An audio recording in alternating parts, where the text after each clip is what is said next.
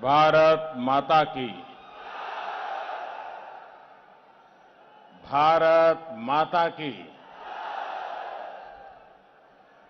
भारत माता की। देश के आजादी और विकास में बहुत बड़े योगदान के धरती चंपारण मोतिहारी में राउर सभी भाई बहन के प्रणाम अभिनंदन। हमार अहोभाग बा कि सीता मैया अरे राज सोमेश्वर महादेव, भगवान बुद्ध, भक्त ध्रुव, महर्षि वाल्मीकि रामायण के रचना स्थल गजग्रास स्थल के उद्धार स्थल और महात्मा गांधी के आंदोलन से जुड़ल रहल पवित्र माटी पर आप सभी के बीच फिर आयल के मौका भी मिल बाटे।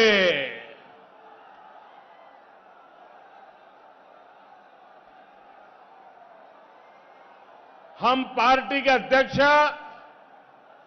और बिहार के पूर्व मुख्यमंत्री श्री जीतन राम मांझी जी, भाजपा के वरिष्ठ नेता श्रीमान राधा मोहन सिंह जी, संसद में मेरे साथी भाई राजीव रंजन सिंह जी,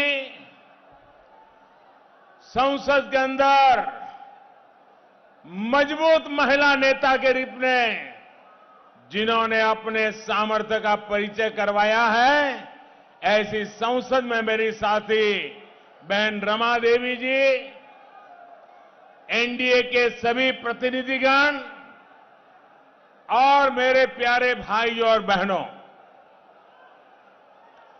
यहां रक्सौल सहित अन्य क्षेत्रों से भी साथी आए हैं और हजारों की संख्या में ऑनलाइन डिजिटल माध्यम से भी आज इस कार्यक्रम से जुड़े हैं।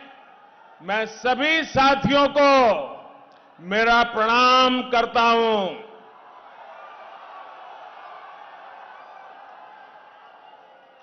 भाइयों और बहनों, चंपारण में, मोतिहारी में आना तो बहुत बार हुआ है, लेकिन अयोध्या में भव्य राम मंदिर का निर्माण शुरू होने के बाद आज पहली बार आपके बीच आया हूं। सदियों के लंबे इंतजार के बाद, तप और तपस्या के लंबे दौर के बाद जो ये अवसर आया है, उसके लिए रामायण की रचना स्थली से जुड़े आप सभी साथियों को मैं बधाई देता हूं। प्रभु राम ने एक राजा के रूप में जिन आदर्शों को हमारे सामने रखा है, आज उसी दिशा में काम करने का पूरी निष्ठापूर्वक प्रयास चल रहा है। भाइयों और बहनों, एनडीए सरकार को जब से आपने अवसर दिया है, गांव, गरीब, महिलाओं, नौजवानों का सशक्तिकरण और सम्मान हमने हमेशा सर्वोपरि रखा है। नीतीश जी की अगुवाई में बीते सालों में एनडीए ने बिहार में इसके लिए सार्थक कदम उठाए हैं।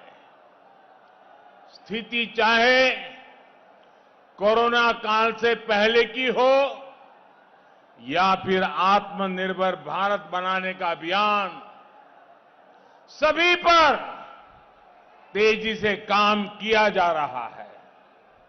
भाइयों और बहनों, जब कोरोना का संकट देश में आया तो सबसे पहले गांव, गरीब और किसान के बारे में ही हमने प्राथमिकता देकर के कदम उठाए। ये कोरोना का संक्रमण गांव तक ना फैले, इसके लिए सही समय पर लॉकडाउन किया गया। गरीब परिवारों को भूखा ना सोना पड़े, इसके लिए दिवाली और छठ पूजा तक मुफ्त राशन की व्यवस्था की गई। गांव में फसल की कटाई और बुआई चलती रहे, इसके लिए भी हर जरूरी कदम उठाए गए। भाइयों और बहनों, कटाई और खरीद के साथ साथ लॉकडाउन के दौरान बुआई के लिए भी किसानों को हर जरूरी सुविधाएं उपलब्ध कराई गई। बिहार में भी आपने अनुभव किया होगा कि मुश्किलों के बावजूद बीज और खाद की उपलब्धता कभी भी कमी नहीं होने दी गई, सारी व्यवस्थाएं पर्याप्त रखी गई। लॉकडाउन के दौरान बिहार के किसानों के खाते में पीएम किसान सम्मान निधि के जो सैकड़ों करोड़ रुपए पहुंचे, उससे भी उनको बहुत लाभ हुआ। साथियों, बिहार के जो श्रमिक परिवार दूसरे राज्यों से लौटे हैं, उनके राशन से लेकर के रोजगार के लिए इस दौरान गरीब कल्याण रोजगार अभियान चलाया गया है। इसके तहत एक गांव में ही श्रमिक साथियों को रोजगार तो उपलब्ध कराया ही जा रहा है, जिनके पास राशन कार्ड नहीं है उनके लिए भी मुफ्त राशन की व्यवस्था की गई। अब पूरे देश के लिए एक ही राशन कार्ड बनाया जा रहा है, ताकि देश भर में कहीं भी हमारे श्रमिक साथी अपने हिस्से का राशन ले पाएं। साथियों, श्रमिक साथी जब गांव से शहरों की ओर जाते हैं तो गांव में अपने घर को लेकर उनके मन में आशंका रहती है, चिंता रहती है। पता नहीं वापिस जाएंगे तब घर हमारे पास होगा कि नहीं होगा। अब देश के अन्य राज्यों में एक बहुत बड़ी योजना शुरू की गई है, जिस योजना का नाम है स्वामित्व योजना। इस योजना के तहत गांव के घरों के, गांव की जमीन के कानूनी दस्तावेज दिए जा रहे हैं, मालिकाना हक दिया जा रहा है। जैसे ही बिहार में नीतीश जी फिर मुख्यमंत्री बनेंगे, एनडीए की सरकार बनेगी, तो यहां भी चुनाव तो पूरा होने के बाद ये योजना तेज गति से आगे बढ़ाई जाएगी।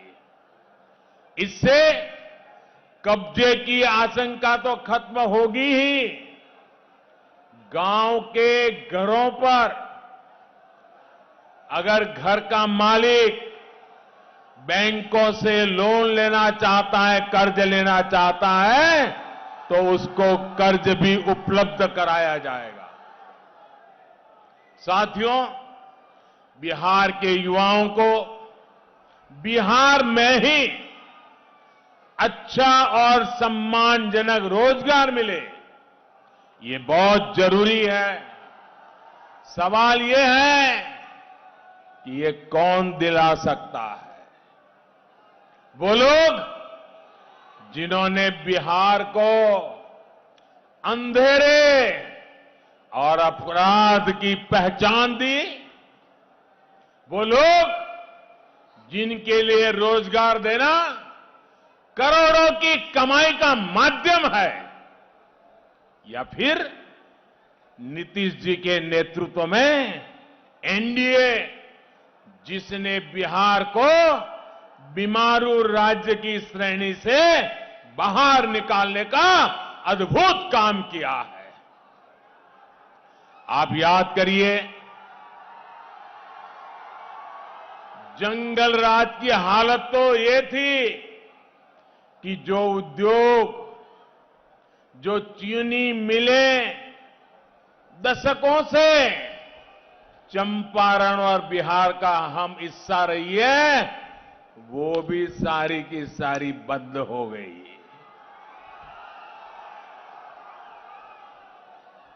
अब तो इस चुनाव में जंगल राज वालों के साथ नक्सलवाद के समर्थक, देश के टुकड़े टुकड़े करने की चाहत रखने वालों के समर्थक, वे भी बढ़ चढ़ करके बारात में जुड़ गए हैं। अब अगर इनको जरा भी मौका मिल गया तो बिहार वापस उस हिंसा, अराजकता, अपहरण के उस खतरनाक दौर में फिर से पहुंच जाएगा। और इसलिए बिहार को सतर्क रहना है, बिहार को सावधान रहना है। जंगल राज के युवराज से अलर्ट रहना है।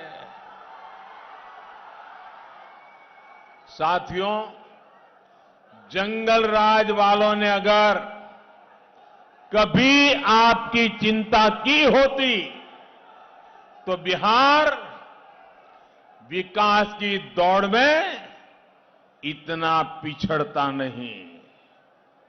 सच्चाई ये है कि इन्हें न पहले आपकी चिंता थी और न ही आज भी है।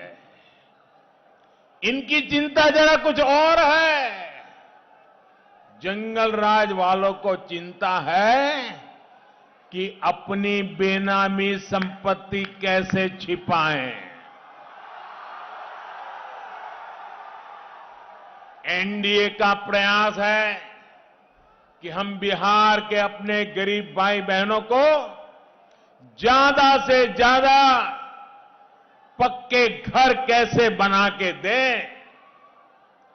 जंगल राज वालों को चिंता है कि अपनी तिजोरी कैसे भरे, जबकि हमारी प्राथमिकता है बिहार के किसानों को, बिहार के श्रमिकों को, बिहार के बुजुर्गों को पैसे सीधे उनके बैंक खाते में कैसे पहुंचाए। जंगल राज वालों को चिंता है कि लालटेन कैसे जले। हमारा प्रयास है कि हर घर में दूधिया चमकदार एलईडी बल्ब कैसे पहुंचे। साथियों, इन लोगों ने कभी बिहार की महिलाओं, बिहार की बहन बेटियों के होने वाली परेशानी की कभी चिंता नहीं की। वो खुले में शौच जाने में उसके लिए मजबूर थी। उनकी सुरक्षा पर खतरा रहता था। लेकिन जंगल राज वाले जंगल जैसे हालात बनाए रखना चाहते थे। ये एनडीए की सरकार है जिसने बिहार की माताओं बहनों के लिए लाखों शौचालय बनाकर उनकी परेशानी कम करने का प्रयास किया है। साथियों, मुझे याद है कि जब उनकी इस तकलीफ के बारे में मैंने लाल किले से बात की थी तो ये लोगों ने किस तरह मेरा मजाक उड़ाया था। पर मुझे खुशी है कि आज आप सभी ने मिलकर बिहार के 38,000 से ज्यादा गांवों को खुले में शौच से मुक्त कर दिया है। मैं पिछले साल चंपारण में सत्याग्रह से स्वच्छाग्रह कार्यक्रम के समापन पर आया था।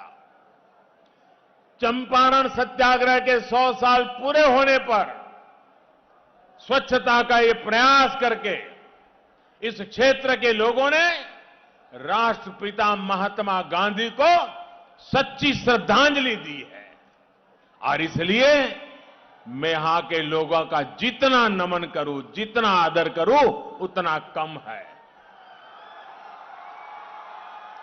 भाइयों और बहनों, आज बिहार प्रगति के जिस पथ पर है, वो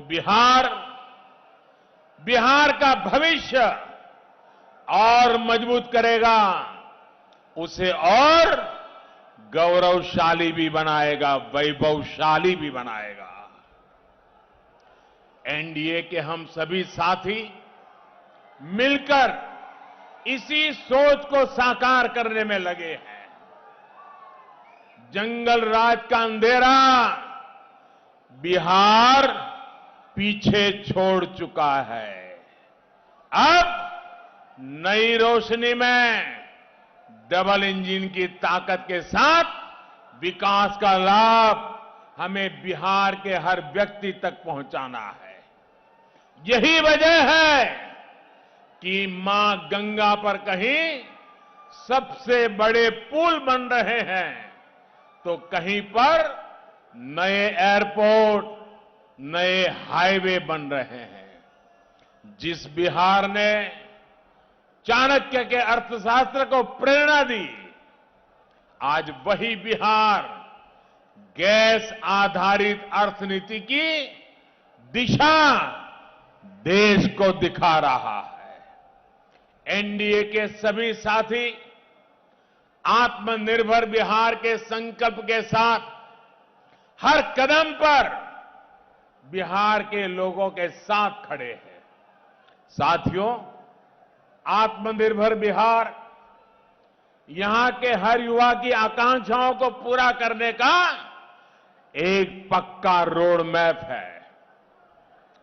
आत्मनिर्भर बिहार यहां के गांव के सामर्थ्य को पहचान दिलाने का मार्ग है।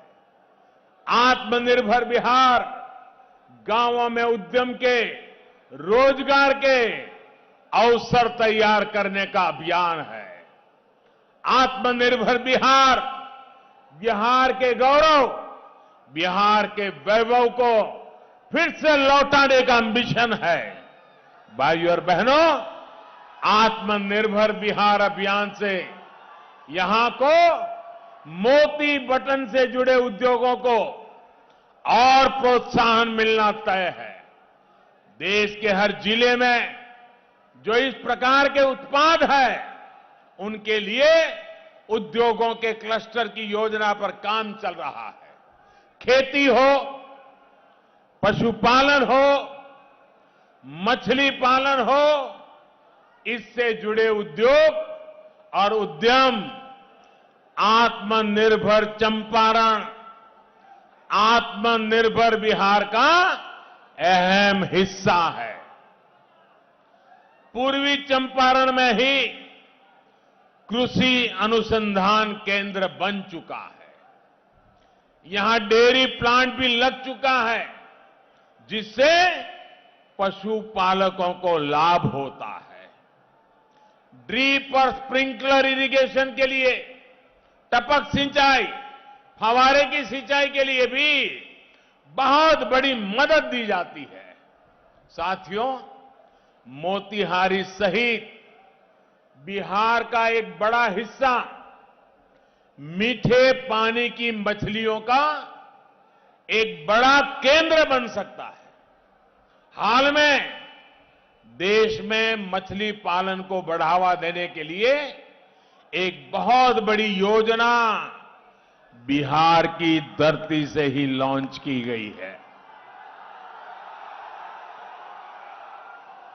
मत्स्य संपदा योजना के तहत हजारों करोड़ रुपयों का निवेश मछली व्यवसाय से जुड़े इंफ्रास्ट्रक्चर को बढ़ाने के लिए किया जा रहा है। इसके तहत सैकड़ों करोड़ रुपए के प्रोजेक्ट बिहार में शुरू किए गए हैं। भाइयों और बहनों, बिहार के क्षेत्र में गन्ना भी देश की आत्मनिर्भरता का और बिहार के युवाओं के रोजगार का एक बड़ा माध्यम बन सकता है। आज पेट्रोल और हवाई ईंधन में गन्ने से बने इथेनॉल की ब्लेंडिंग को बढ़ावा दिया जा रहा है। पहली बार इसके लिए व्यापक नीति भी बनाई गई है और बड़े पैमाने पर सरकारी कंपनियां इथेनॉल की खरीद कर रही है। यहां भी सगौली चीनी मिल में इथेनॉल बनाने का काम चल रहा है।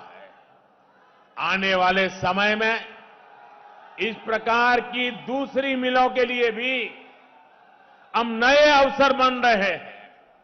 साथियों, आत्मनिर्भर बिहार के निर्माण में बहुत बड़ी भूमिका हमारी बेटियों की है, हमारी माताओं की है, हमारी बहनों की है। इसलिए जीविका दीदियों की भूमिका का निरंतर विस्तार किया जा रहा है। आने वाले समय में बिहार की लाखों बहनों को इससे जोड़ने का लक्ष्य है। 2013-14 की तुलना में आज बहन बेटियों के ऐसे स्वयं सहायता समूहों को मिलने वाले ऋण में 30 गुना से ज्यादा वृद्धि की गई है। प्रधानमंत्री मुद्रा योजना के तहत भी सबसे ज्यादा ऋण महिला उद्यमों को ही मिल रहा है। महिलाओं द्वारा संचालित उद्यमियों को, उनके उद्यमों को ज्यादा से ज्यादा बल मिल रहा है।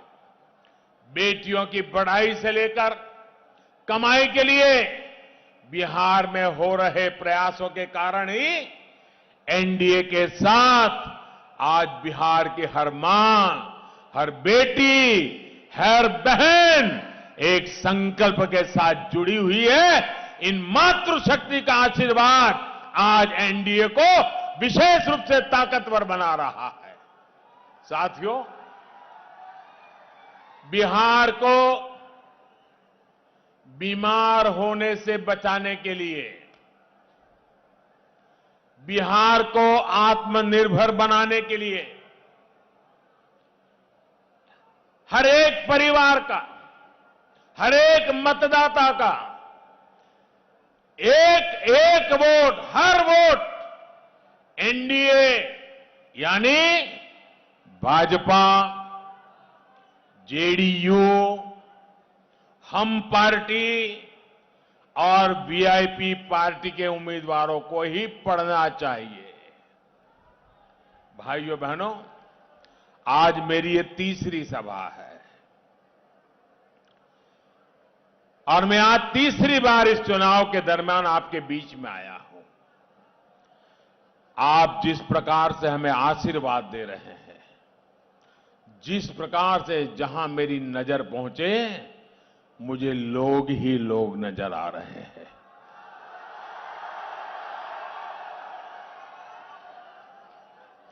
ये दिल्ली में जो पॉलिटिकल पंडित बैठे हैं ना, थोड़ा सा नजारा देख ले, पता चल जाएगा 10 नवंबर को क्या होने वाला है। भाइयों बहनों, मैं आज प्रथम चरण के मतदान के बाद आज आया। प्रथम चरण के मतदान में सारे पॉलिटिकल पंडित उछल उछल करके कह रहे थे मतदान कम होगा, लोग वोट डालने आएंगे नहीं, अरे कोरोना के समय कौन निकलेगा। लेकिन इन पंडितों को मालूम नहीं है ये बिहार की धरती है, बिहार की धरती। पूरी मानव जात को, पूरी दुनिया को सबसे पहले लोकतंत्र का पाठ इसी मिट्टी ने पढ़ाया था जी। लोकतंत्र का महात्म्य क्या होता है वो जितना बिहारी जानता है शायद और कोई नहीं जान सकता। और उसी का नतीजा है कि जी भर करके सारे रिकॉर्ड तोड़ के बिहार के लोगों ने सारी आशंकाओं को खत्म करते हुए पहले चरण में भारी मतदान किया। मैं सबको आदरपूर्वक नमन करता हूं। आपने लोकतंत्र को ताकत दी है, आपने लोकतंत्र का हौसला बुलंद किया है और बिहार ने देश को दिशा दिखाई है। और दूसरी बात, पहले चरण के मतदान के बाद कई लोगों के मुझे मैसेज मिले, सूचनाएं मिली, किसी ने फोन भी किया, कुछ पत्रकार मित्रों से भी चर्चा करने का मौका मिल गया, कुछ सर्वेक्षण वालों से बात करने का अवसर मिल गया, कुछ एग्जिट पोल की जरा करते हैं ऐसे लोगों से भी जरा पूछ लिया। मैंने कहा भाई बताओ तो ये सारे पंडित गलत हो रहे हैं, आगे क्या लग रहा है, मतदान तो अच्छा हो गया। तो सबने मुझे कहा साहब बिहार की जनता ने पहले चरण के मतदान से एनडीए को दोबारा सरकार बनाने के आशीर्वाद दे दिए हैं। भाइयों बहनों, पहले चरण का ये उत्साह अगले चरण में उत्साह को बढ़ाने वाला बनना चाहिए। अब तो भाई मोदी जी का काम हो गया, चलो सो जाओ, नहीं, अब जरा और ज्यादा जोर लगाना है, एक एक पोलिंग बूथ में जोर लगाना है, माताओं बहनों की शक्ति को जोड़ना है और अभूतपूर्व विजय के साथ बिहार को नई ऊंचाइयों पर ले जाने का संकल्प लेकर के चलना है।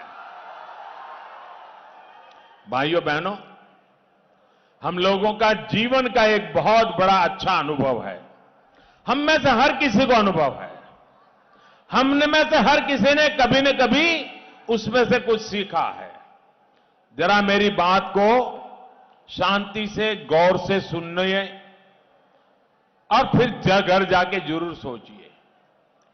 जीवन में कभी कभार ऐसा हो जाता है कि जब सामने कोई खाने की चीज आ जाए, पहले कभी खाई न हो, दिखने में बहुत बढ़िया लगती हो, जरा पैकेजिंग भी बहुत बढ़िया किया हो, जरा नाम भी बहुत बढ़िया रख दिया हो, दिखने में भी बहुत बढ़िया लगती हो, और फिर मुंह में पानी छूट जाए और उसको खाएं।